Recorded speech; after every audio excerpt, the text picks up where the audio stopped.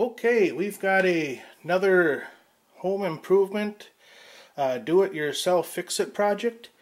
Yesterday I went to make a pot of coffee, and when I turned the water on,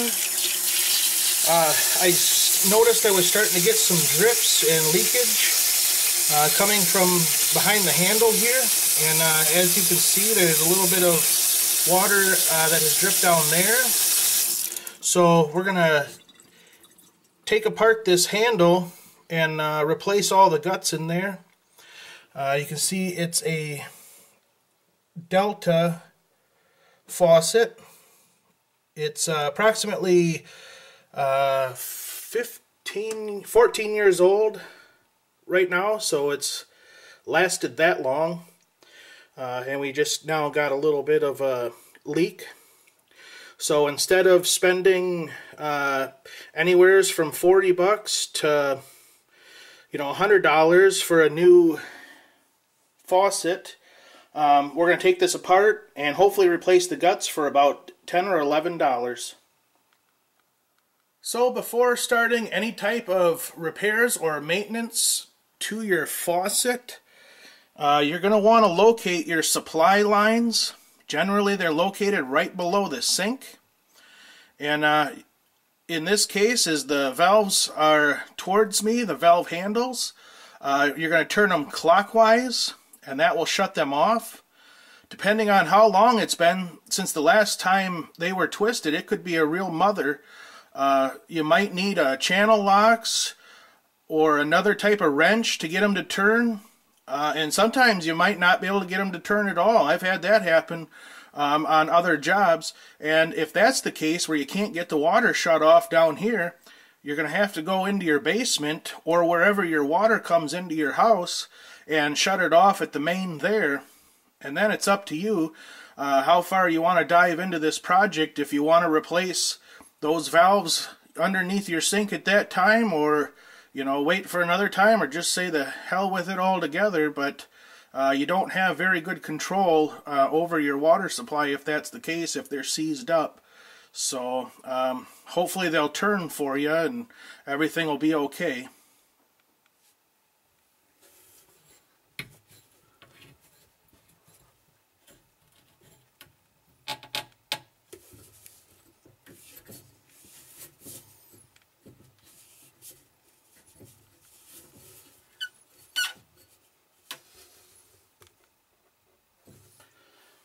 Okay, I think I've satisfactorily got those shut off, so we'll check at the faucet to see if there's any pressure there.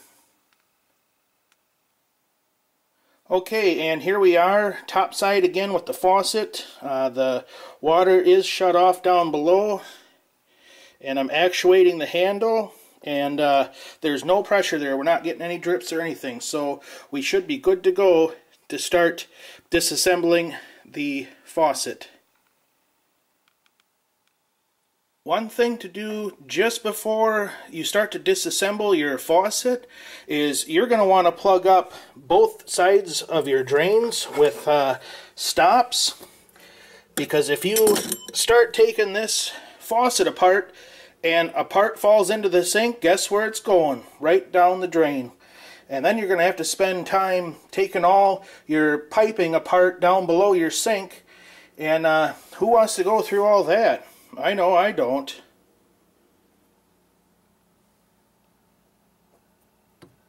This is a 1/8 inch Allen wrench that I'm using.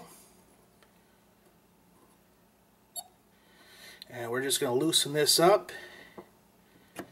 And the handle pops off.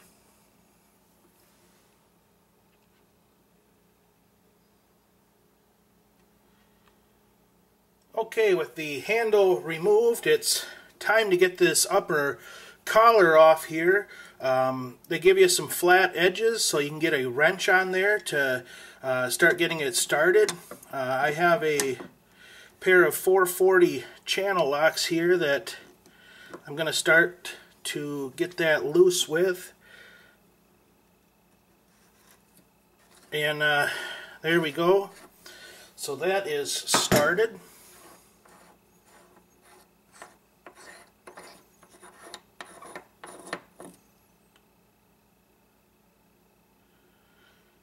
that's kind of what the inside of the collar looks like.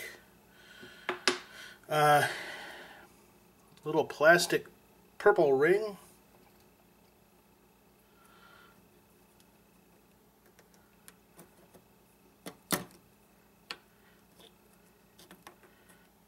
And there's the, whatever that is. What else do we got in here? Kind of a hard plasticky rubber type piece. And here is the ball. And whenever you go to a, like Menards, Home Depot, any place like that, they're going to want you to bring your guts in so that you can match it up exactly. Otherwise, there's so many different types and styles and varieties and brands and everything else, so you're better off to take everything apart and go to the store and you know, get some, match it up with something that they have there. So, and down inside there, I know these things got to come out. I think there's a spring and a seat. You can use your Allen wrench to get at those, and that's what it is. Obviously the spring side was down, and there's one on this side here. See how much of a pain that is to get out. There it comes, and once again, that's that. And I believe this has to come off. Yep, there that is. I just grabbed on that and pulled. And we had a little bit of residual water go out the back side there, so I'm going to wipe that up real quick. And I'm going to get a little more paper towel just to kind of clean this area up.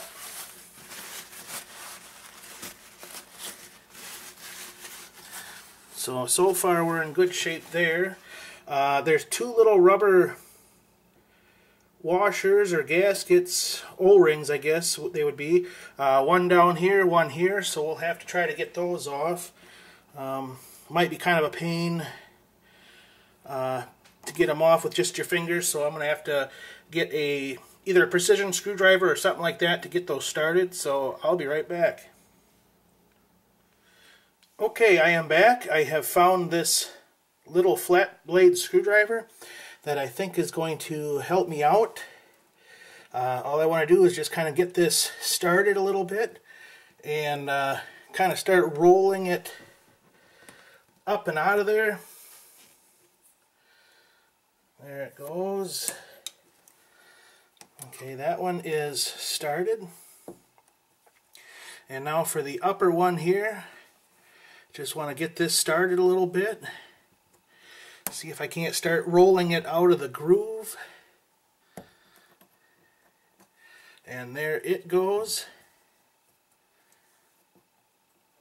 You'll get all new pieces and parts like this in your replacement kit, so it's good just to go ahead and replace them. There seems to be no physical damage at all to these.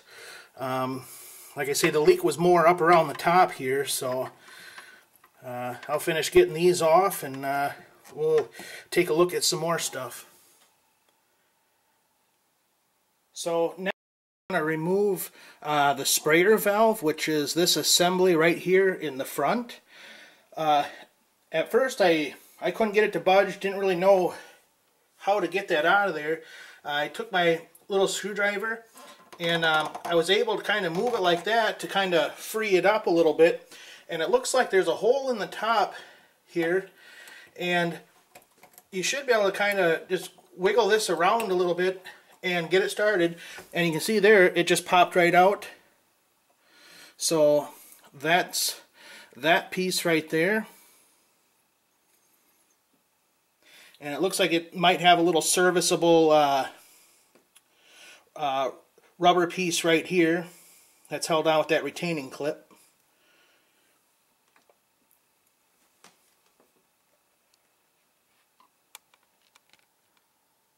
Since the sink is out of service for a little while we do the necessary repairs and maintenance to the faucet, I've decided I'm going to go ahead and take apart the nozzle for the faucet and also the sprayer here and get those soaking in some of this lime away. And what that'll do is it'll get rid of all that accumulated calcium deposits, and you kind of know what I'm talking about, all that white crap that forms inside your faucet spouts and makes them spray all really weird and erratic. So I'm going to get those taken apart and get those soaking. And I found it easier just to remove the whole sprayer handle. It just twists off back here, and you can see how that's working in there. It's really bubbling away.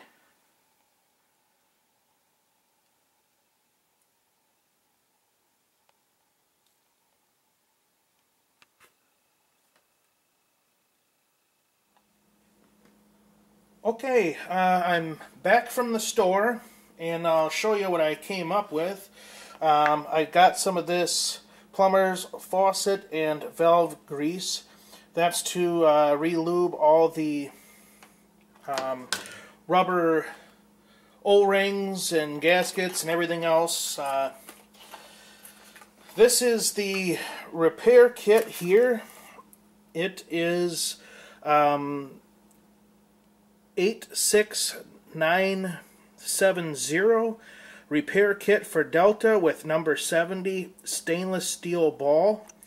And it's kind of a cool kit. They actually give you the Allen wrench I see in there, all the necessary gaskets, springs, rubber O-rings, and just everything you need. It looks like there's a couple of springs down here in this corner that I didn't have with my faucet, so they probably go with a different faucet, but nonetheless, this is the same kit and parts. And you have to get the spray diverter valve separately, and the spray diverter valve was $2.99, so $3 for that. The repair kit was $13.88, so say $14. And the grease here was only $3, so we did good on that. Before I actually tear into this repair kit, I went ahead and I cleaned up all the pieces from my existing faucet with the lime away and light detergent, and I got all the calcium deposits and stuff like that off.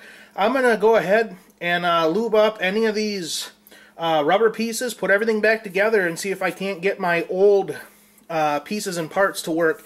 Maybe that was part of the problem, a little bit of buildup of calcium and other deposits. So I'm going to go ahead and actually lube this thing up and put it back together and give it a test run.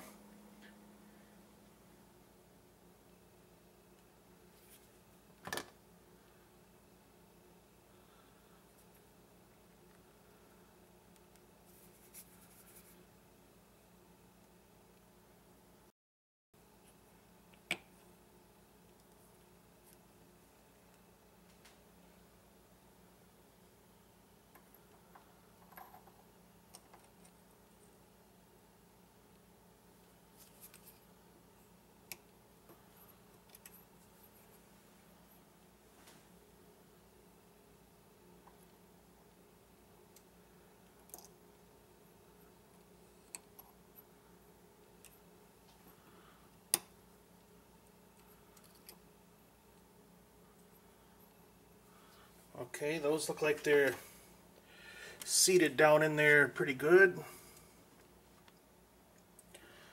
And now this plastic washer.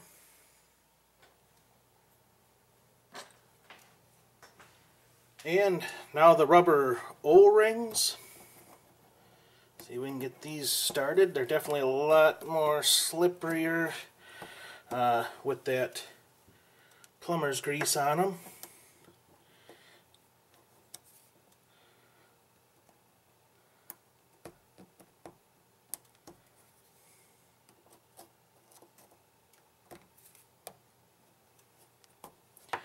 Takes a little bit of finagling, but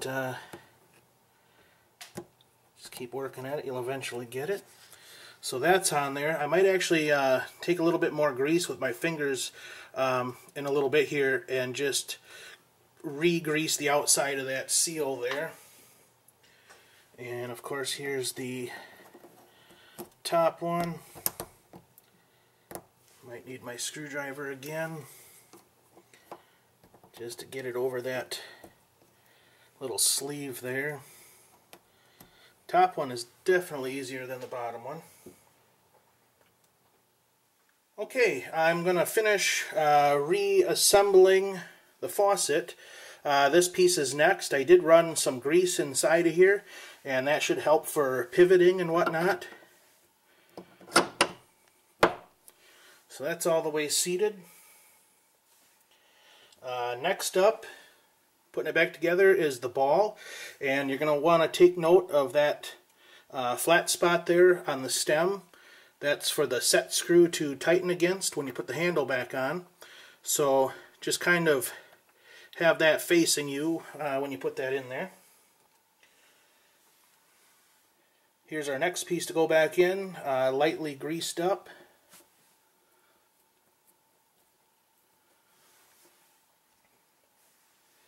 Here's the white piece. You can see that's also keyed. It's got this little notch here. There's a little notch ground out of here, so it's almost impossible to put that on wrong. And I think we got this purple piece to go back on. So that looks good. And I think next is our silver cap here.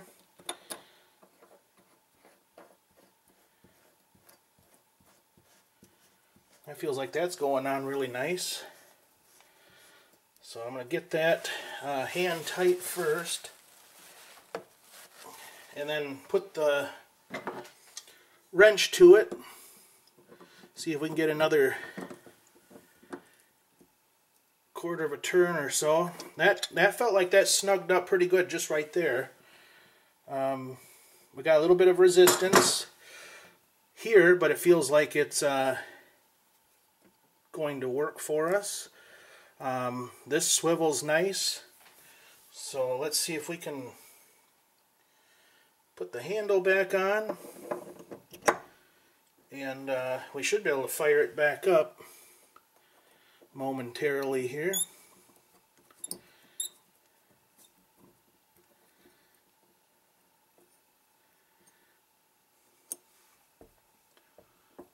Okay, that feels pretty good. Kind of almost feels looser than what it originally was, but maybe that's because it's freshly greased up. So I'm going to go back under the sink then and turn the water on, and we'll see what we get.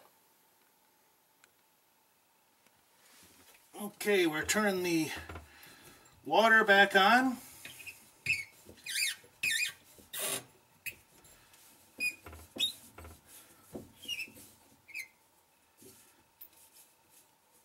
Okay, we should be good there. And let's give the faucet a test spin.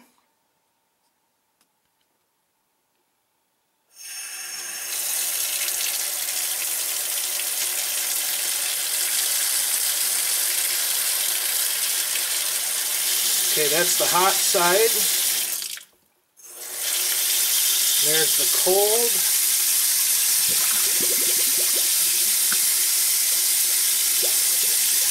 And so far I'm happy with the results. I don't see any dripping at all.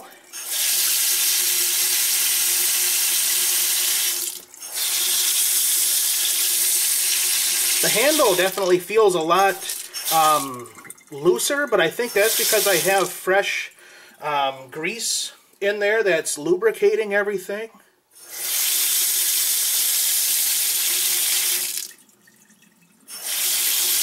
So I think for now our repair is good. Basically, I just took everything apart and I cleaned up all the gaskets, rubber parts, plastic parts with lime away to get rid of any of that calcium deposits and hard water deposits and stuff.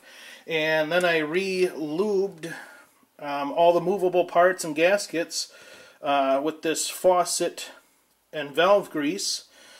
And so far, everything, there's no drips.